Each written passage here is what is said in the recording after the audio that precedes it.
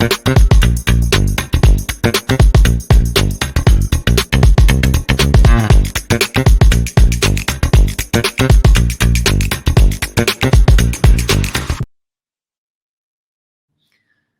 Chris. Welcome Oh, to our digital stage. Yeah, and thank you for joining us today. thank you for having me. I'm going to try to do the share thing here. Yeah, you should press present button, and you will have multiple options of doing that. And while you are doing this, I will introduce you to the audience. So Christopher Gorog is the CTO of Blockframe Inc. He is author, inventor, and leading in cybersecurity and privacy industry expert. He is the host of New Cyber Frontier, and he is the chair of IEEE Digital Privacy Initiative. Chris, please correct me if something is wrong or you would like to add something. Otherwise, the presentation is on the screen and the stage is yours. Thank you. All right. Thank you for having me. I'm glad to support your efforts there in Ukraine. My work and what I'm going to talk about today is a little bit different and kind of the first time that some of this has been publicly discussed, as it's been the crux of my dissertation work in sustainable distributed ledger. So my background in cybersecurity, where I got my start, and as you heard, he talked about New Cyber Frontier. I've been running that for almost a decade now, over 400 episodes, uh, focusing on the distribution of trust for cybersecurity is how I got connected to distributed ledger, which I like to call it instead of blockchain. And what's this, usually I talk about privacy because moving over to privacy and sharing digital privacy for IEEE was because so many of the questions that were coming up from application of trust using distributed ledger were privacy questions, and I'll show how those interrelate in a as I go through here. The distributed ledger, the sustainable distributed ledger program that I'm going to cover is got its basis in Colorado, in the state of Colorado in the United States, where they've been very much leading the way there.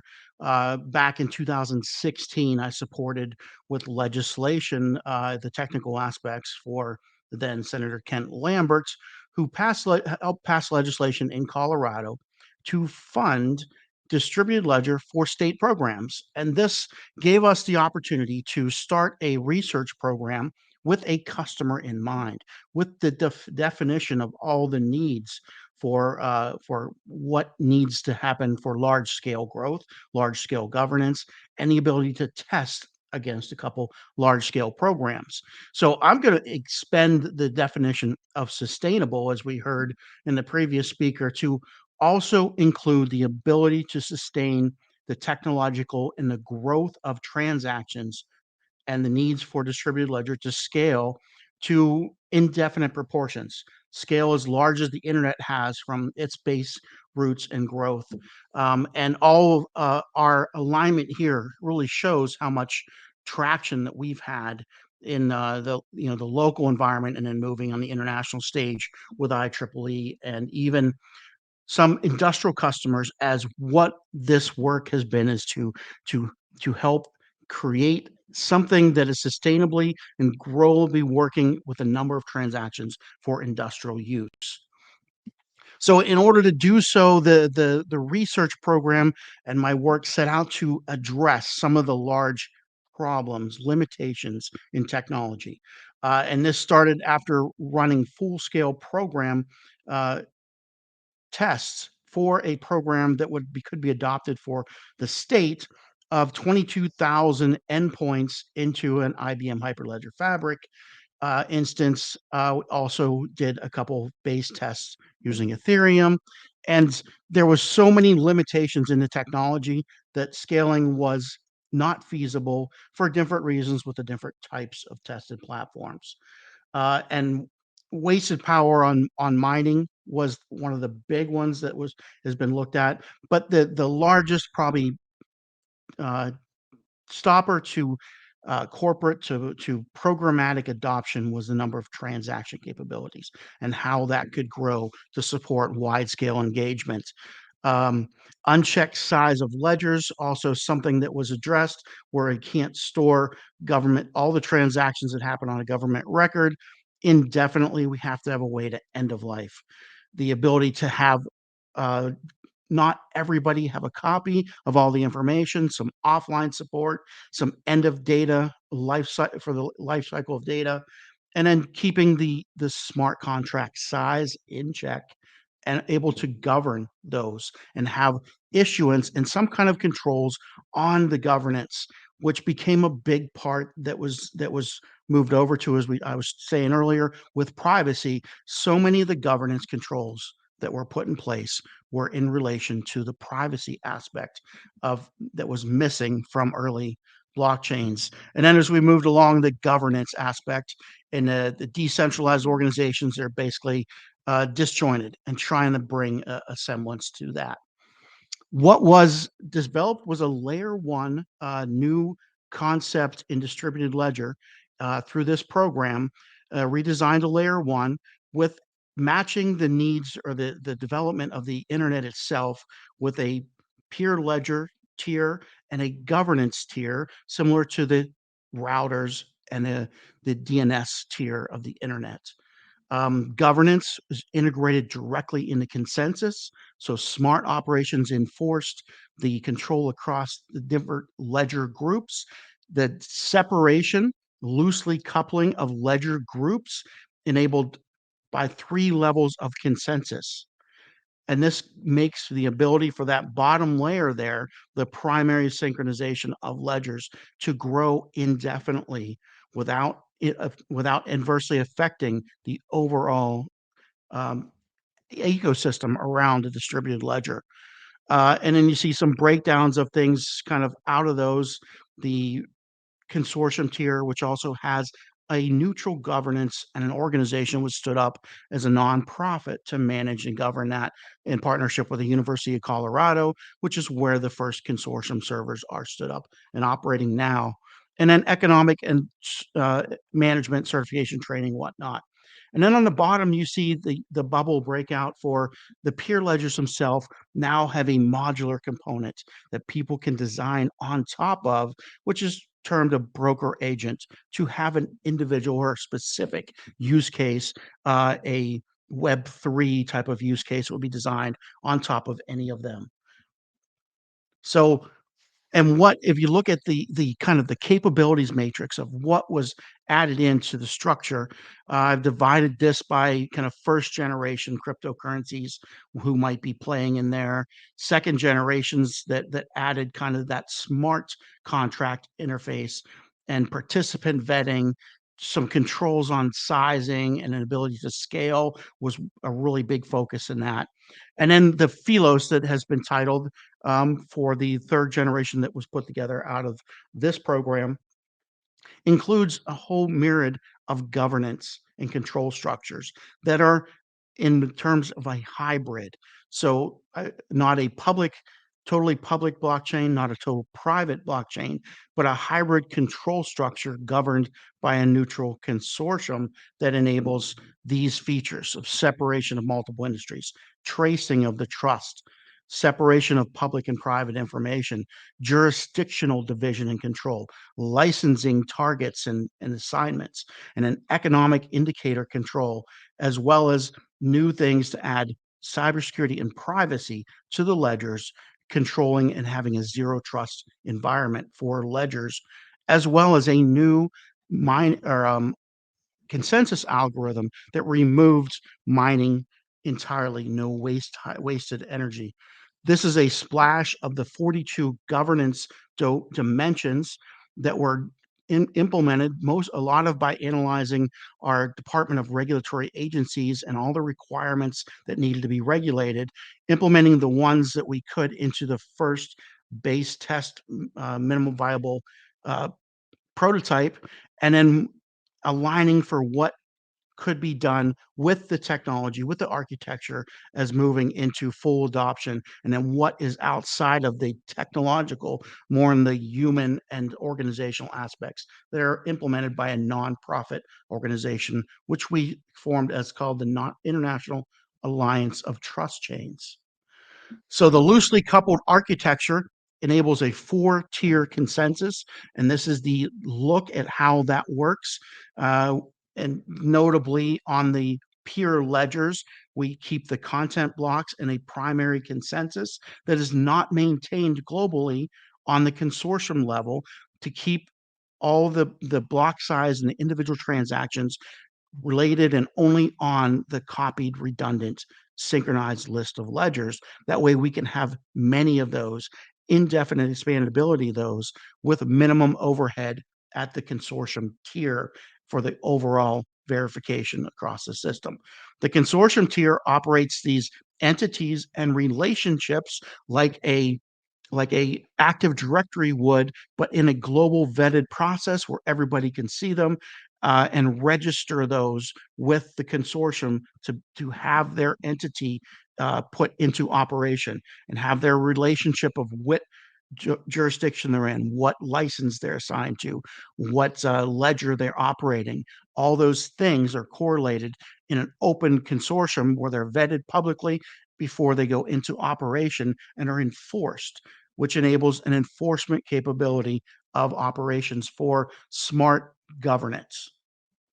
The removal of the computationally intensive algorithms, the synchronous trust consensus model. You can search that. There's publication on that that pull up. But this is the analysis that was done for a paper published in 2021 at the TESC, the IEEE TESC, where we analyzed the growth in energy over the last 5 years of Bitcoin, just Bitcoin alone, and then projected what that would look like if we had an even lesser growth rate over the next 5 years. And we looked at Bitcoin alone being the 21st largest energy economy in the world currently, and in the next 5 years grow to the ninth. If we looked at the amount of energy that could be saved if we move to a non-proof algorithm just in Bitcoin or an equivalent distributed ledger that would replace this in the next generation, we look at the next 5 years could save the amount of energy that Russia uses in 1 year. Sorry. So the research and actually demonstration of these, I have several. I'm not going to go in detail and depth with the models. This is being published in my dissertation that'll be public over the next couple months. But growth models, applied research, and timing benchmarks and predictivity, but basically looking at does this proposed sustainable framework work, and what are the anticipated growth of content, and how does it affect overall ecosystem, and looking at the two component breakdowns. The growth of blocks independently only affects the peer ledger. The growth of consortium overhead only affects the consortium servers. And we were able to make that loosely coupled separation so we could indefinitely scale the number of distributed ledgers to even up to, we went up to 50 million or 50 million ledgers in our assessment to show that right here on this chart, it only shows 5 million, but even at 50 million, it wasn't intrusive. It could grow to the size of the internet with this decoupled capability. Another optimization that was looked at was what was the best size of the individual sync list of ledgers, how many ledgers working together. And this took on a couple of notable curves where the optimal size being more than 50 became on both the consortium server and the ledger for memory usage became something that was desirable. But then another at about 2,500 on the peer ledger, more peers in the sync list started to add to the data just by copied and redundant storage. But there was an optimal range of sync list size. And this is, like I said, that division of isolated sync lists. So not every ledger has to copy all the data from all the ledgers. And this is the optimal size in comparison to the growth of data on each type of system. This model transaction growth over time proved that only the peer ledgers were affected by the growth in transactions, and not the consortium at all, or very minimal, which was the anticipated outcome of this research. This is running kind of the proof of operation of the peer ledger, showing the startup and then the continued consensus that's going on with the primary. This is the consortium server operation outputs. That was kind of the demonstration of that we did for this work. The next set of performance benchmarking used those to record times, the performance of the systems, how they get to get operational performance metrics is what was here, and to show the timing of different systems with different capabilities, which led us to see that basically the block creation, the transaction creation, is really only limited by the performance of the machines themselves, because as fast as the sync list can operate, they can make blocks and do so. Other performance looked at the time spans required to do operations, so that we could put together a model of what this looks like in the future. And this is a future growth model of what the times to do transactions will take in years into the future. And we did all the way to 5 million ledgers to show what the time span would look like, and found some optimization ranges that would be done within the consortium, within the governance, to be able to make this feasible. So the integration of security and privacy use the IEEE stack um, digital or distributed ledger security stack, to kind of analyze where the security features are added and how they were connected, using what is a new approach to zero trust and defense at depth, where each ledger, each consortium server is wrapped in a layer of communication security and application security that makes them all uniformly operate together, that makes them all be able to set up an application VPN, then to verify identity underneath that anonymous connection, and to have time-related operations to increase based on probability of failure and malicious attack, the insecurity level that is required, as well as using the distributed ledger for zero trust between systems when they first communicate if they've never interacted before. So how this research evaluated against objectives, the double spend protection was maintained with 51% of the global tier consensus, and the synchronous trust consensus model publication, you're welcome to look up, goes more into detail on how this works, but and then the quorum slicing maintained a low overhead. So the second was the highly scalable, with the ability to implement different sync lists.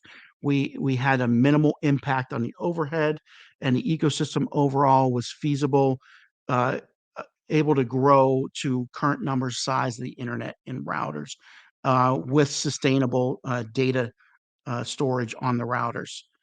Minimum size of resources. This was our look at the ultimately being able to operate a peer ledger on a Raspberry Pi. As we've removed the intentional proof algorithms, the only content, or the biggest resource draw on systems, becomes the storage of information. With the 10 terabyte storage, we could foreseeably operate on a Raspberry Pi a peer ledger for the life cycle of a system requirement, which was very kind of exceeded our expectations as far as what we were looking for. And the consortium servers running on enterprise systems currently available was able to be maintained. This is a splash of comparisons. I won't get into each one. I can address them if you any particular one of our comparison matrix in performance and overall in many of these different domains. As far as I know I'm probably getting close on time here, but I wanted to open up for any questions people might have, and I see some coming in on the chat right now. But thanks for having me come on today. This is a list here of publications, including 4 patents that are right now pending on different aspects of this work. Thank you so much, Chris. Very good presentation, a lot of information. I believe we will be returning to reviewing this multiple times.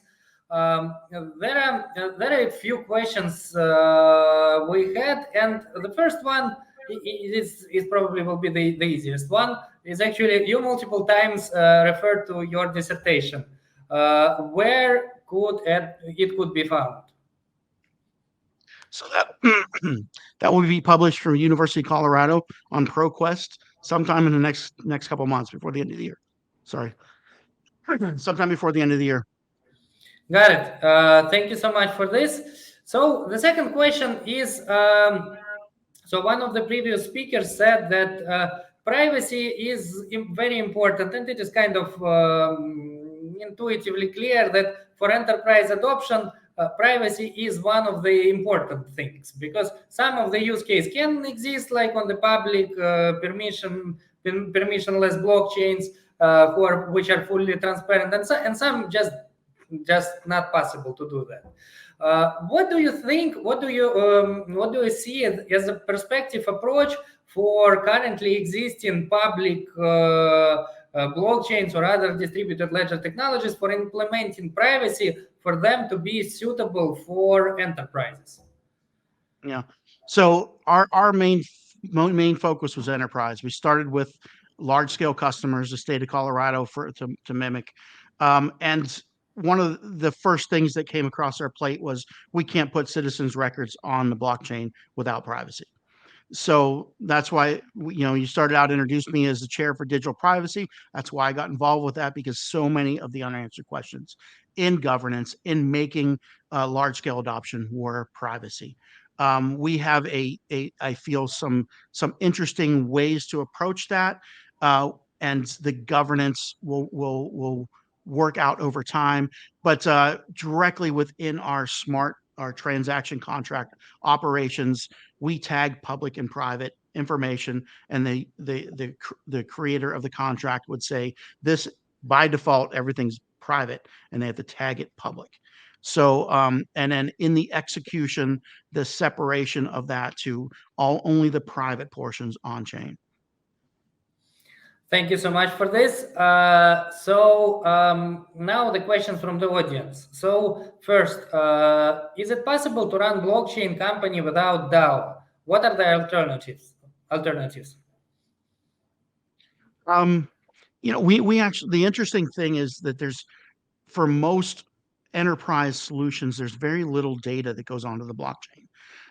Think of, if any of you familiar with the electronic medical record, is a very small string of bits delimited by pipes. And as we analyzed our large clients, they only had very small amounts of information that was public that would go on the blockchain. So the nature of having even an application that runs on top of the entry point of the data became almost transparent. You could just put the data in that delineated form. They didn't even need a smart contract, because they're doing the same operation a million times over and over and over again. They need the speed, they need the multiple transactions, they need the volume, more so than the diversity in all kinds of smart operations. And it's really that diversity only seems to matter when you're in that DAO environment, you're in the small user environment, you're in the people writing NFTs that are one time, and that's it. That's when you need all the diverse language operations. The business applications need a very simple language. Yeah, thank you. There is another question. It was partially addressed in the previous one, but that I have to ask this: whether a private blockchain violates in some degree an idea of the blockchain as an open data source. Yeah, we actually addressed that, and that was one of the early why is there have to be a governance? There has to be a governance because we have to know who is who, but we don't want to restrict them. So we made a way to have a neutral, like IEEE is neutral for technology for the world, and we looked at the same type of approach. We need to have that neutral party that coordinates but doesn't restrict people, that makes decisions based on a the same without a bias, without and even the companies that want a permission blockchain, they don't want a permission blockchain that their competitors can be in charge of the permissions on. So we still run into the cross industry problem with a permission blockchain, that you have to have a hybrid model, and that's, it's not fully vetted, not fully all the answers aren't here as of yet. But I think the path towards industry adoption is the hybrid, where you have a base set of participation requirements and then an open ability for anybody to participate. Yeah, thank you. This fully addresses the question. We have a follow-up. We have a following question, and then if there will be a follow-up, please ask while we're asking the next two. So, what if several nodes of a blockchain are residing in one place, data center, apartment, etc.? Are there still several nodes, or it is a singular node? Sorry, I didn't quite understand the question there. What if several nodes of a blockchain are residing in one place, data center, apartment, etc.? Are they still several nodes, or it is a singular node? That is actually one. This. Yeah, that is actually one of the things considered in governance, is the classification of the system, and whether, how diverse the classification has to be. So if you only require 3 nodes and they're all on Amazon Web Services in the state of Ohio, and that goes down, what is your diversification of that data? It's a nothing. So and that's actually we can't control that with a public blockchain. People come and go wherever they're at. But in a hybrid where we're looking at classifications, we can actually start to make those controls, and we divide that up into things like jurisdictions. You would have to be from either the same jurisdiction in some categories, or a disparate jurisdiction, some other jurisdiction of diversity, to make sure that you're not in the same data center. Got it. Thank you. So I don't see any follow-up questions. I hope everything is addressed. Thank you so much for this great presentation. Thank you for dedicating time to us this Sunday. And we wish you to have the great rest of your day. Thank you. Thank you.